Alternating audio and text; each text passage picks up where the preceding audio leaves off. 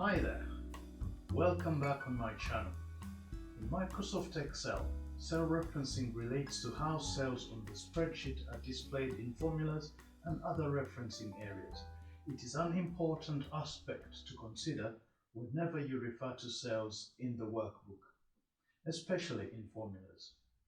In this video series, I'm going to show you the 3 different types of referencing available, what they mean, and how you can apply them.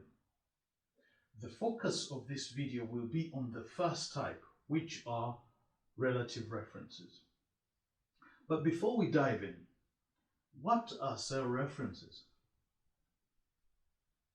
A cell reference is the address of a cell on the worksheet.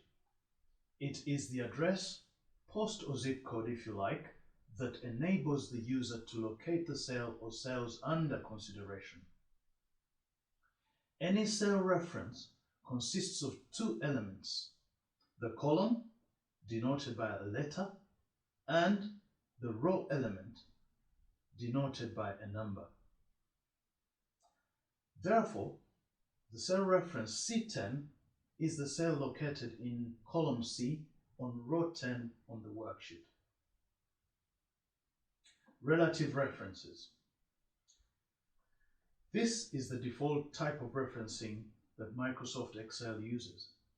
It is the simplest and most basic form, with the column and row elements simply written with simple letters and numbers. It is called relative because the cell reference used in the formula always returns the value relative to the cell in which the formula is typed. In other words, consideration is made of the distance between the columns and the rows of the calling cell, which contains the formula, and the cell whose value is being sought. Let us look at some examples here. Suppose our active cell is E10 and it contains a simple formula equal C10. This formula instructs Excel to return the value in the cell 2 columns to the left of the cell E10.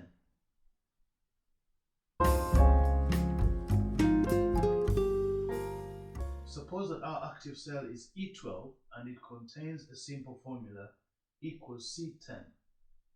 This formula internally instructs Excel to return the value in the cell 2 columns to the left of and 2 rows above the cell E10. Copying and pasting formulas with relative references. It is important to understand that when you copy a formula with relative references from one location to another, the underlying meaning of the formula does not change. That is, the distance between the columns and rows of the calling cell, which contains the formula, and the cell whose value is being sought. After pasting the formula to a new location, the value it returns is relative to the new location and not the original location. And so, careful thought is needed before copying and pasting these formulas, as the values returned may not be the intended ones. To help address this issue, in the next video we shall look at absolute or fixed cell referencing. I hope that this discussion has been helpful to you. I'd like to hear from you in the comments below any additional thoughts or feedback you may have on this topic. Also, please hit the like and subscribe buttons if this has been of value, as well as the bell icon so you get notified as soon as I release the next video.